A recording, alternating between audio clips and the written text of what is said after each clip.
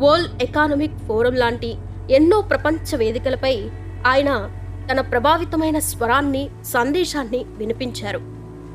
ప్రతి ఏటా మహాశివరాత్రి పర్వదినాన్ని పురస్కరించుకొని ఈషా ఫౌండేషన్ పలు అద్భుతమైన కార్యక్రమాల్ని పెద్ద ఎత్తున నిర్వహించడం తెలిసిందే.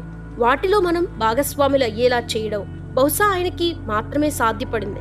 అటువంటి సద్గురు జీవిత విశేషాల్ని, ఆయన జీవితంలో వచ్చిన కీలక మార్పులని, ఆయన ఎందుకని యోగి అయ్యారు అనే విషయాల్ని, అలాగే ఆయన భార్య మరణం వెనుక ఉన్న రహస్యాన్ని, అలాగే ఈషా ఫౌండేషన్ స్థాపన తీరు వంటి ముఖ్యమైన విషయాలన్నిటి గురించి ఈ వీడియోలో మనం తెలుసుకుందాం.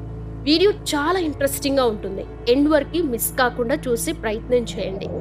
ముందుగా సద్గురు బాల్యం గురించి తెలుసుకుందాం. సద్గురు తల్లిదండ్రుల పేర్లు వాసుదేవ్, సుశీలమ్మ. వీరి తండ్రి గారు ఇండియన్ రైల్వేలో కంటి వైద్య నిపుణులుగా పనిచేసేవారు.